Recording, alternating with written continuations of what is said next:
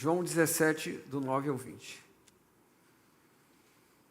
Então assim diz o texto: eu rogo por eles, não estou rogando pelo mundo, mas por aqueles que me deste, pois são teus. Tudo o que tenho é teu, e tudo o que tens é meu. Eu tenho sido glorificado por meio deles. Não ficarei mais no mundo, mas eles ainda estão no mundo, e eu vou para ti. Pai Santo, protege-os em teu nome, o nome que me deste, para que sejam um, assim como somos um.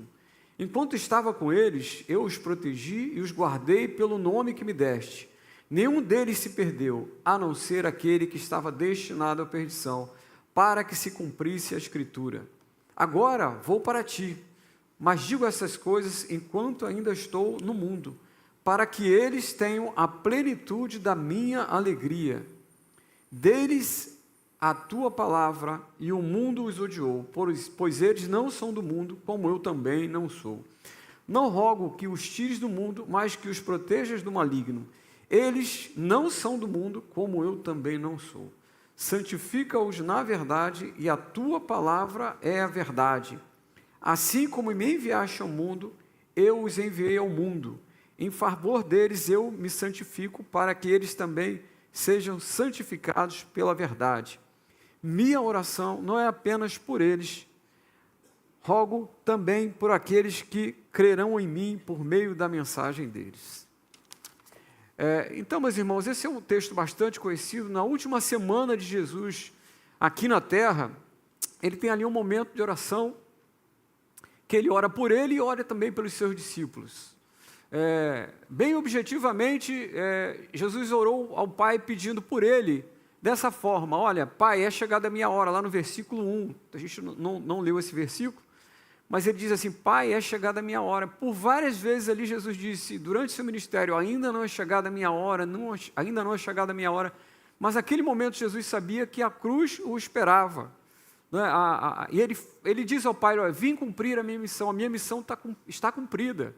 O Evangelho de Marcos diz que ele veio para servir e dar a sua vida em resgate de muitos, e ele sabia que aquele momento havia chegado. E ele diz ali, nos primeiros versículos: olha, eu cumpri a missão e eu anunciei o teu nome àqueles que tu me deste. E ele faz um pedido: conceda-me a glória que eu tinha com o Senhor antes da fundação do mundo.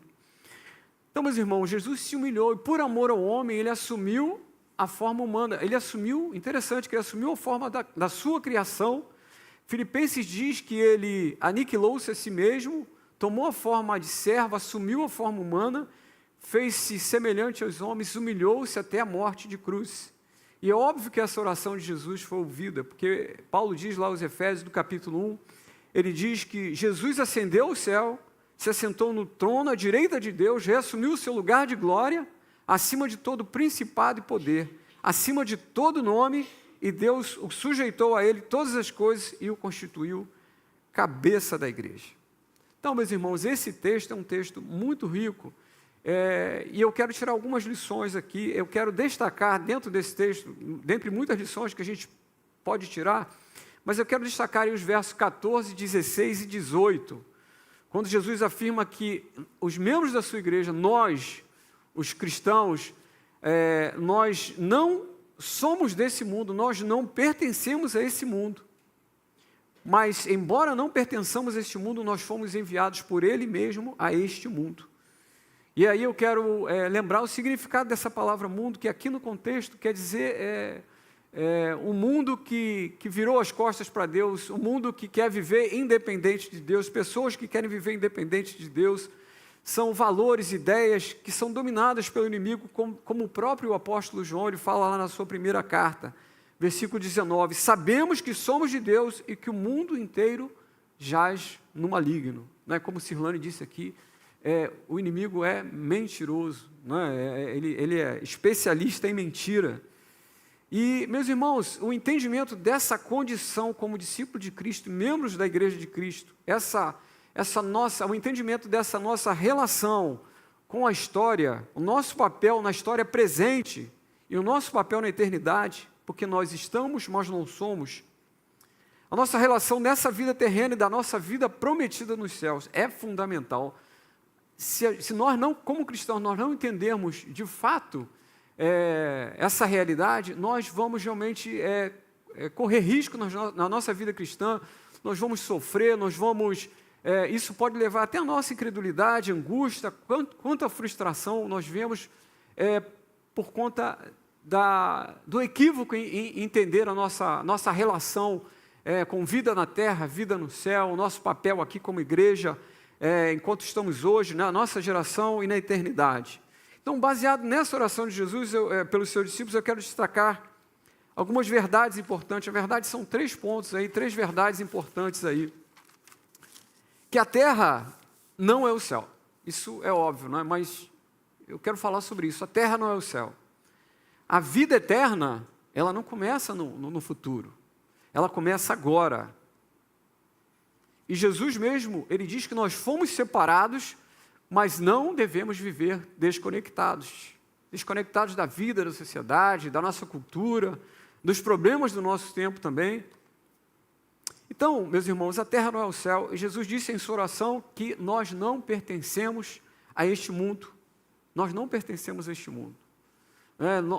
Jesus não está dizendo aqui que nós somos seres de outro planeta, não está dizendo que nós vivemos como cristãos numa realidade paralela, que estamos alienados, mas ele quer dizer que nós pertencemos ao reino dele, e aqueles que pertencem ao reino dele têm a expectativa de uma promessa de uma vida no céu. Então, por isso que nós estamos, mas não somos. E Paulo aos Filipenses, ele diz que nossa pátria está nos céus, de onde aguardamos o Salvador, o Senhor Jesus Cristo, que vai transformar esse corpo de humilhação num corpo glorificado. O autor também da carta aos Hebreus, ele diz que este mundo não é a nossa pátria, nós estamos aguardando a nossa pátria eterna nos céus. Meus irmãos, então, esse anseio pela eternidade, essa consciência pela eternidade, essa certeza, é estimulada pelas Escrituras. E é por isso que a Bíblia diz, olha, não ajuntem tesouros na terra, onde o ladrão vai roubar, onde a traça vai corroer. Paulo chega a dizer que as aflições do tempo presente não são comparáveis à glória que será revelada a nós. Então, em certo sentido, meus irmãos, o reino de Deus já é uma realidade. A gente tem ouvido as pregações do pastor Bruno, que o reino de Deus ele não foi criado a partir da vinda de Jesus, ele não teve início, ele já se manifestava no Antigo Testamento. E agora, quando Jesus veio pela primeira vez, nós temos, dentro da revelação progressiva de Deus, nós temos o clímax da manifestação do Evangelho de Cristo, quando o próprio rei desse reino, ele veio pessoalmente à terra se revelar. Então, em Mateus, João Batista diz, arrependei-vos porque é chegado o reino de Deus. Ele está falando ali que Jesus chegou. Então, o aspecto presente desse reino de Deus, Jesus, quando envia os seus discípulos para uma missão, ele diz, olha, anunciai que o reino de Deus já chegou. E os fariseus, certa vez, perguntam a Jesus, quando será estabelecido o reino de Deus? Jesus diz, olha, o reino de Deus já está entre vós.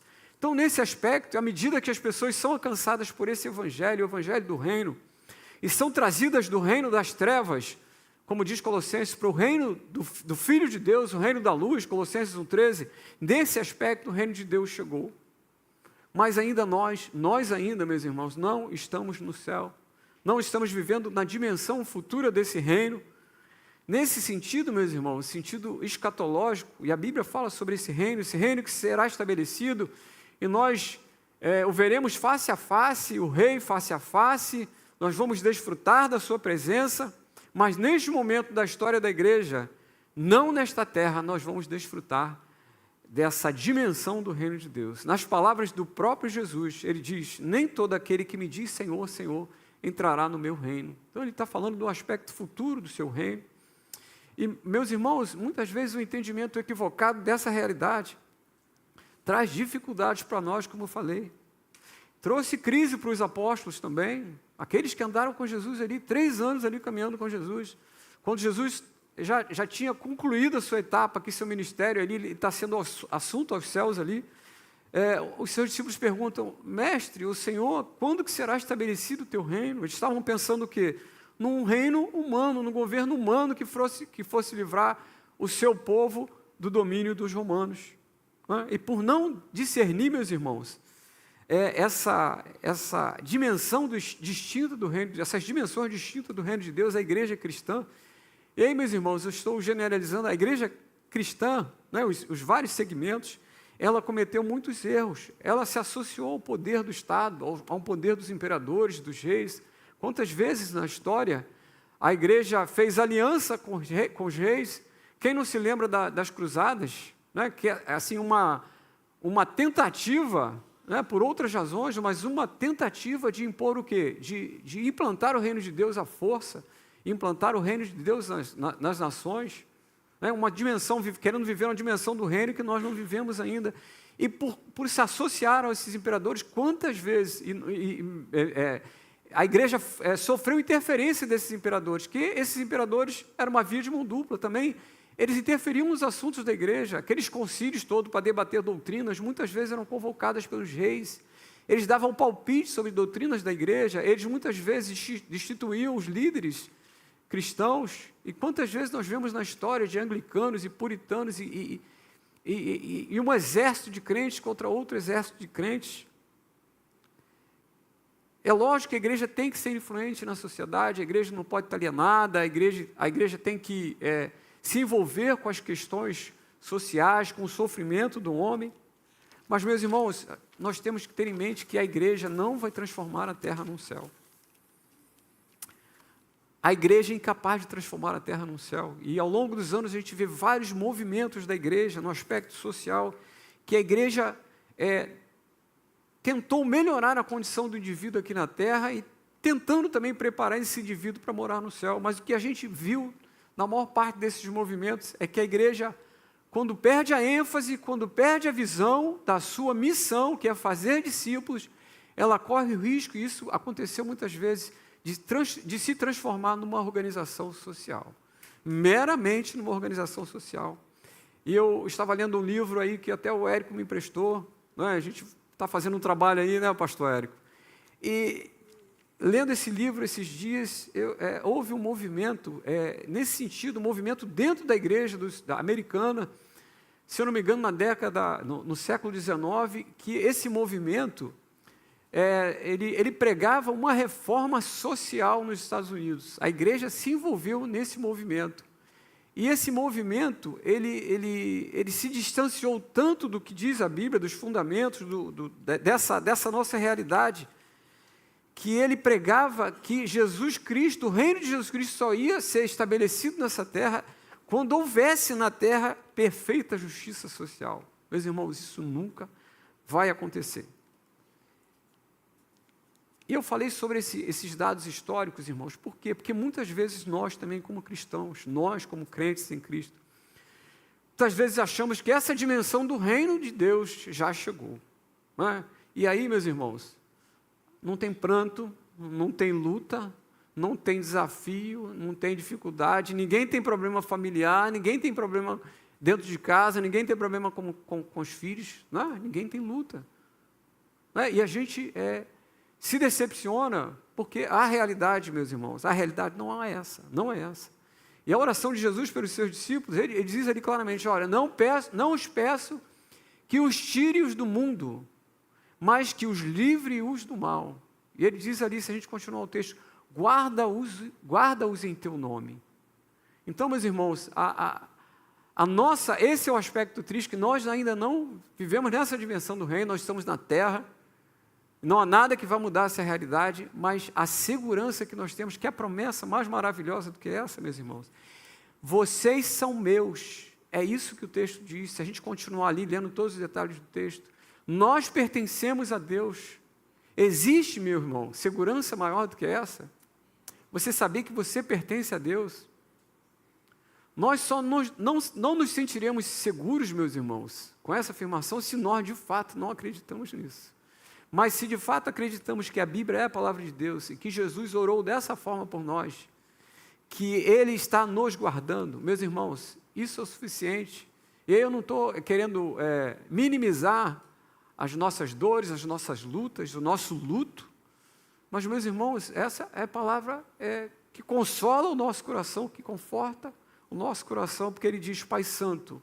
E aí, meus irmãos, a oração do próprio Deus. A Bíblia diz que muito pode, que é a oração dos justos em seus efeitos. Agora, imagine o único justo que pisou nessa terra. Imagina o Filho de Deus, essa intercessão. Então, meus irmãos, independente das circunstâncias que você está vivendo, Cirlane falou isso aqui, independente disso, saiba que Deus, Ele continua no controle de todas as coisas. Reinos vão e vêm, mas o seu nome acima de todos está. É nessa segurança que nós temos que fortalecer a nossa fé, meus irmãos. Meus irmãos, e um outro ponto que eu quero destacar, é que a vida eterna começa agora. Parece até contradição, né?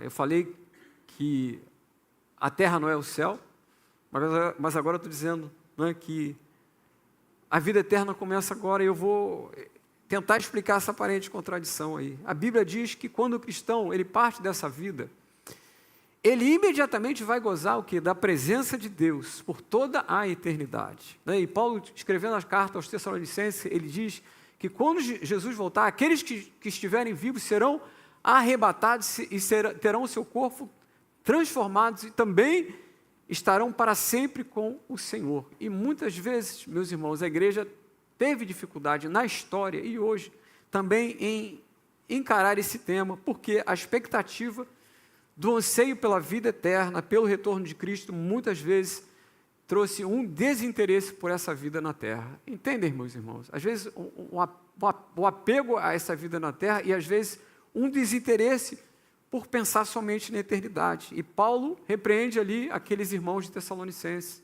quando ele diz, olha, vocês estão dando um péssimo testemunho. Ninguém sabe a hora que o filho vai voltar.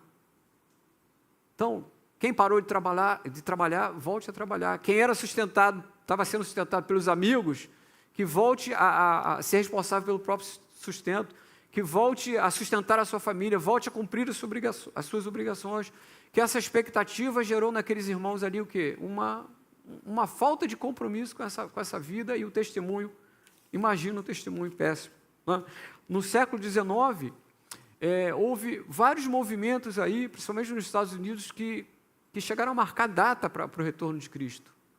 Alguém teve uma visão ali, a gente falou isso na escola dominical pela manhã, alguém teve uma visão, lendo os textos da Bíblia, diz que Deus mostrou uma revelação especial, e aí está o perigo de achar que o texto bíblico ele tem uma mensagem oculta nas entrelinhas, que Deus esconda a sua mensagem para revelar somente alguns escolhidos. Então, alguém lendo o texto lá marcou a data, em 1800 e alguma coisa.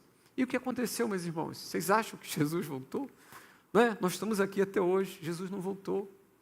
E aquele dia lá nos Estados Unidos é conhecido como o dia do grande desapontamento. Depois, aqueles irmãos que nunca ouviram falar nesse momento da história, procurem lá o dia do grande desapontamento, que os irmãos vão ver o que aconteceu.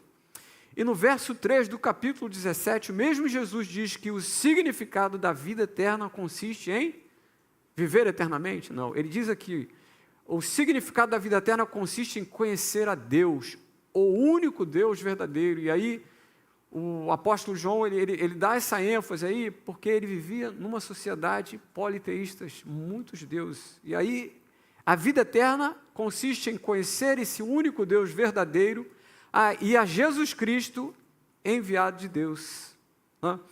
Então, meus irmãos, a palavra vida eterna, quando a gente ouve essa palavra, a gente associa logo uma vida que não acaba nunca. A gente pensa logo em quantidade, né, no aspecto de uma vida que não tem fim. Mas a vida eterna, o termo aqui não significa necessariamente uma vida eterna, que uma vida eterna pode nem ser uma vida boa. Não, a vida eterna não é necessariamente uma vida boa. Mas o texto fala de qualidade de vida. O texto fala de uma vida abundante, o texto fala de uma forma de vida, fala de qualidade de vida. Então, meus irmãos, possuir a vida eterna significa experimentar já aqui agora um pouco do resplendor da glória de Deus, da presença de Deus. Nós estamos aqui numa antessala do céu, como alguém já disse, né? Nós estamos, já experimentamos esse gostinho da vida eterna, meus irmãos. João, em sua primeira carta, ele diz, e o testemunho é esse, ele confirma esse aspecto da vida eterna, é este, que Deus nos deu a vida eterna, e essa vida está em seu Filho, meus irmãos. Então, esta vida está em seu Filho Jesus. Se você tem um Filho, Se você tem o Filho, você tem o Pai, você tem a vida eterna. E quem tem o Filho tem a vida, é o que João diz. Quem não tem o Filho de Deus não tem a vida eterna. Né? E quando a igreja tem esta compreensão de que a vida eterna começa agora, a gente vai olhar para essa vida com outros olhos, meus irmãos. Enquanto o arrebatamento da igreja não vem, ou enquanto eu não parto dessa dimensão de vida, qual o valor que essa vida tem? Como o cristão deve vivê-la, meus irmãos? E aí eu fico, me utilizo como exemplo, eu queria que os irmãos também se utilizassem dessa forma como exemplo. O Léo que vai morar no céu é um, e o Léo que mora nessa terra, que ainda está nessa terra, é outro? Pode isso, meu irmão? Faz sentido isso? Não faz sentido isso. E muitas vezes esse desinteresse por essa vida faz a gente compartimentar a nossa vida. A gente tem ouvido falar muito sobre isso, não vou me estender nesse tema, mas a gente vive muitas vezes como se algumas atividades fossem importantes para Deus. A gente acha que a nossa vida se divide em vida religiosa e vida espiritual, e o restante da minha vida, eu faço o que quiser, é problema meu, não é problema de Deus. Muitas vezes a gente vive dessa forma. Inclusive na Idade Média, meus irmãos, o trabalho secular, esse trabalho secular da época, o ser artesão, o ser um camponês, um artífice, esse tipo de trabalho era desprezado. Porque a ideia daquela época é que para se ter uma vida consagrada a Deus, você tinha que abandonar esse tipo de trabalho e ser um sacerdote. Não é? E, meus irmãos, é impossível que um cristão, um bom cristão, ele não seja um bom funcionário, que um cristão não seja um patrão justo, que um cristão não cumpra as leis da sua sociedade, a não ser quando essas leis elas são contrárias à nossa lei maior, que é a palavra de Deus, que é a instrução de Deus, que é a direção de Deus para a nossa vida, mas isso é inadmissível, isso é incompreensível, isso é inadmissível, meus irmãos. Meus irmãos, Jesus diz que nós fomos separados. Nesse texto que nós lemos, Jesus diz que nós fomos separados. E aí, meus irmãos, nós fomos separados realmente, mas nós não devemos viver desconectados. Então, dessa oração, Jesus diz que nós fomos o quê? Os seus discípulos foram tirados do mundo, mas olha só, nós fomos o quê? Tirados do mundo, colocados numa redoma de vidro? Não, nós fomos o quê? Enviados ao mundo. Verso 18 e verso 19, a oração de Jesus, ele diz assim: assim como tu me enviaste ao mundo, eu também os envio. Por eles me santifico, para que eles sejam santificados na verdade. Meus irmãos, a questão do ser santo e separado também, muitas vezes, traz problema para nós. Porque a gente tem dificuldade em saber os limites, a gente tem dificuldade em se relacionar, muitas vezes, com a nossa cultura, com a ciência desse mundo, e muitas vezes isso é um desafio para nós. Tem gente, às vezes, até que usa aquele texto, não ameis o mundo nem o que nele há, que o próprio João escreveu, né?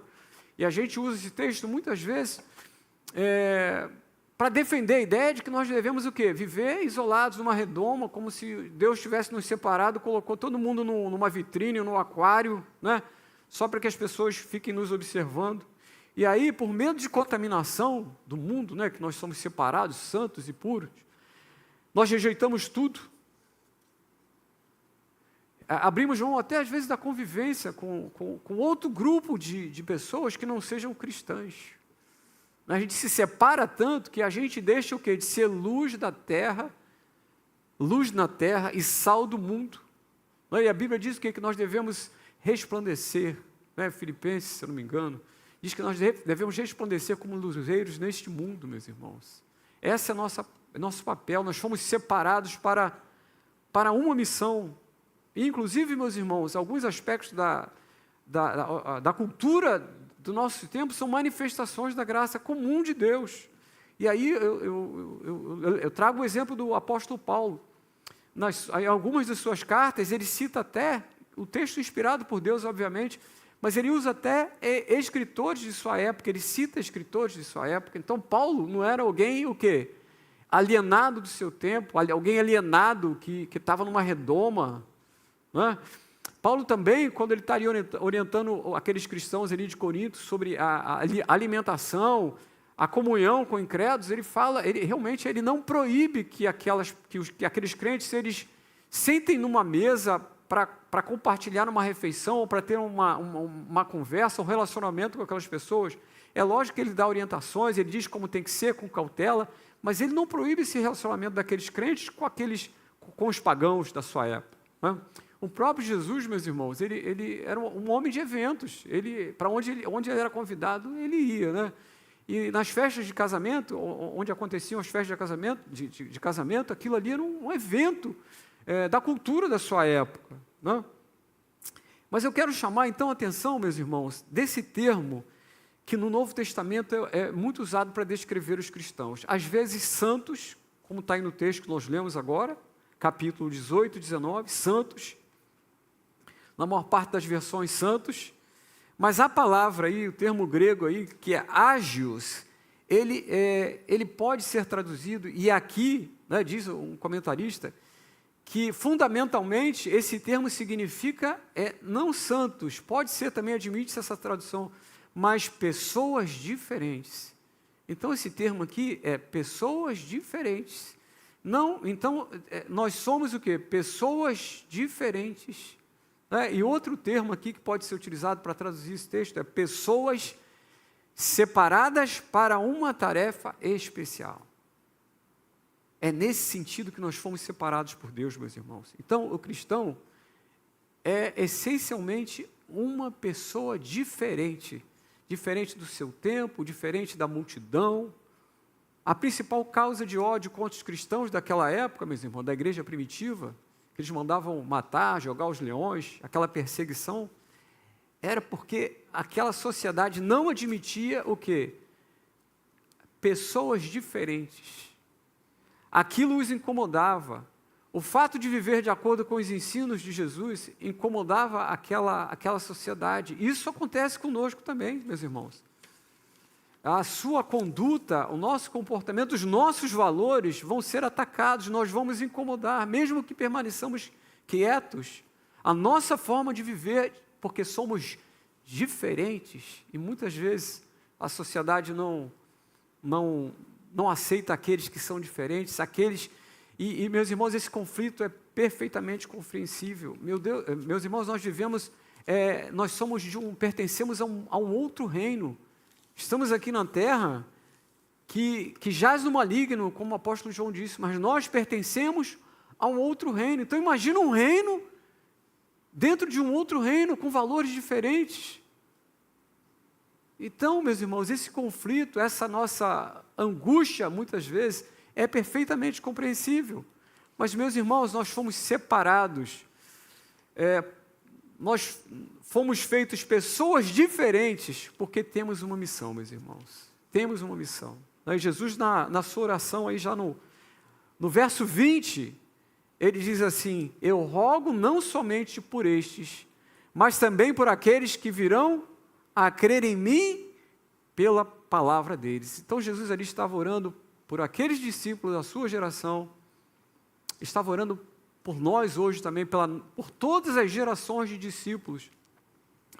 E aqueles discípulos foram fiéis na transmissão dessa palavra, porque o texto diz, por aqueles que virão a crer em mim pela palavra deles, e essa palavra chegou até nós, meus irmãos, essa palavra chegou até nós, pela fidelidade daqueles primeiros discípulos, e nós temos um compromisso de continuar anunciando essa palavra, de continuar divulgando essa palavra para a nossa geração e para as outras gerações, porque Deus tem discípulos em nosso meio, gente que hoje não faz parte desse grupo que foi separado, mas gente que Deus já escolheu, já separou de antemão, meus irmãos. Então nós temos essa missão de anunciar esse evangelho, de ser luz na terra.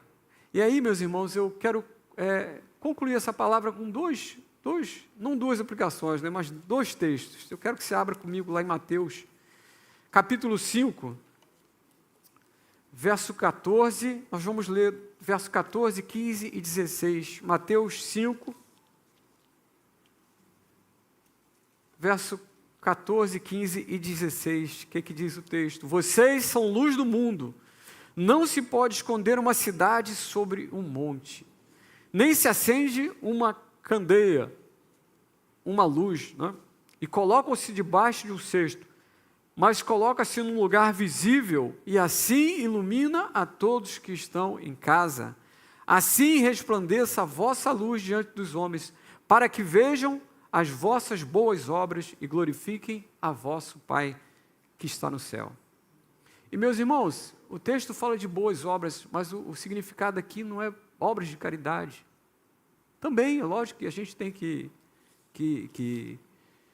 manifestar essas obras, mas o texto aqui fala de ter um comportamento cristão, né? Fala de caráter, fala de integridade, fala de honestidade. E meus irmãos, nesse ambiente hostil que a gente vive, porque o texto fala, a Bíblia fala o tempo todo que é um reino, né? Nós somos aí, fazemos parte de um outro reino, mas estamos aqui nesse mundo que jaz no maligno. E nesse ambiente hostil, meus irmãos, quando você tem uma atitude de integridade, uma atitude correta, uma atitude cristã, o impacto é muito maior.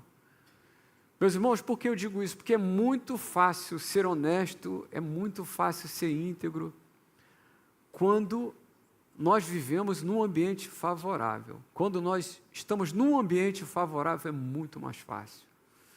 Agora, quando vivemos num ambiente hostil, quando ser honesto, ser íntegro e ser cristão traz prejuízos para nós, aí é muito difícil. Aí é o verdadeiro teste. De sermos o que? Realmente pessoas diferentes, pessoas separadas para uma missão. E o texto de Filipenses, capítulo 2, não sei se eu coloquei aí, Filipenses capítulo 2, verso 15. O apóstolo Paulo diz assim: para que vos torneis filhos de Deus, irrepreensíveis, sinceros e íntegros no meio de uma geração corrupta e perversa, na qual resplandeceis como luminares deste mundo, meus irmãos. Então, eu quero concluir essa palavra, lembrando, meus irmãos, que que essa terra não é o céu. Infelizmente, a igreja não vai conseguir transformar essa terra num céu. Digo isso no aspecto geral e digo isso no aspecto pessoal. Nós vamos enfrentar lutas, meus irmãos, nós vamos enfrentar dificuldades. Muitas vezes, algumas coisas vão acontecer na nossa vida que a gente não vai entender. Muitas vezes vamos procurar explicações, mas nós não vamos entender, né? Mas a nossa certeza é que Deus está conosco sempre. Ele garantiu que a sua presença, e a sua presença basta, meu irmão. Basta. Muitas vezes é a única coisa que a gente precisa experimentar ou sentir é que Deus está conosco. Ele dizendo para mim e para você: olha, não importa o que você esteja vivendo, eu estou contigo, eu estou ao seu lado, eu te amo. É essa verdade que tem que estar no nosso coração, meu irmão. A gente precisa entender também que a vida eterna começa agora. A vida eterna começa agora. Então, meus irmãos, eu tenho que viver como realmente um cidadão que vai desfrutar, né, da dimensão da eternidade. Esse cidadão que está aqui na terra agora, esse cidadão, ele tem que ser um exemplo de cidadão. Porque esse cidadão vai morar na eternidade. Esse cidadão já começou a desfrutar da presença de Deus. Porque diz o texto ali que se nós conhecemos a Deus, o único verdadeiro Deus, se nós conhecemos ao Filho dele, que foi enviado a nós para nos salvar, nós já estamos o quê? Desfrutando da vida eterna. E é impossível que alguém conheça Deus, que desfrute da presença dele, que faça parte desse reino, que não seja uma pessoa diferente. E, meus irmãos, eu quero lembrar, por último, que nós fomos separados. E alguém já disse já ilustrou dessa forma, que eu acho muito interessante, que nós, a igreja, nós, discípulos de Cristo, somos como um barco sobre as águas. A gente está caminhando sobre as águas, mas as águas não entram no barco, e esse barco não afunda. Então, a gente não deve perder a nossa missão, de sermos testemunhas, de sermos, como o texto diz, luzeiros do mundo. E não se pode esconder realmente, meus irmãos, uma cidade edificada sobre o monte, que nós sejamos cidade edificada sobre o monte, que nós sejamos uma luz, e que essa luz seja colocada num lugar visível, que essa luz possa atrair pessoas que estão nas trevas, para o reino da luz, como diz o texto de Colossenses 1,13 que a gente citou, o reino do Filho amado de Deus. Amém, meus irmãos? Essa palavra, eu queria que você agora abaixasse sua cabeça, nós vamos, fechasse seus olhos, nós vamos orar agora, e o Ministério do Louvor está se preparando. Quero que você reflita, depois reflita em casa, leia melhor o texto, né, naquilo que Deus tem falado ao seu coração, e a palavra de Deus não volta vazia, mas, meus irmãos, cabe a nós refletir sobre aquilo que Deus fala em sua palavra, né, nos confrontar realmente. Nós vamos orar nesse momento, abaixe sua cabeça. Deus, quero te agradecer pela tua palavra lida, Pai, peço pela compreensão da sua palavra, que nós realmente possamos compreendê-la, Pai, no sentido racional. Deus, a tua palavra é muito clara, Deus, o Senhor não se ocultou, o Senhor não traz revelações ocultas, escondidas, Pai, mas que essa palavra possa falar ao nosso coração, possa transformar a nossa vida, Pai, que nós possamos assumir a nossa condição, Pai, de súditos desse reino, um reino que é diferente, um reino que tem outra natureza, Pai, que nós possamos ser testemunhas do Senhor, Pai, em todos os ambientes que o Senhor nos colocar, meu Pai. Que quando nós chegarmos, Pai, a Tua luz possa resplandecer, Pai, naquele lugar, através da nossa vida, Pai. Assim nós choramos, Pai. Em nome de Jesus, Senhor. Amém, Pai.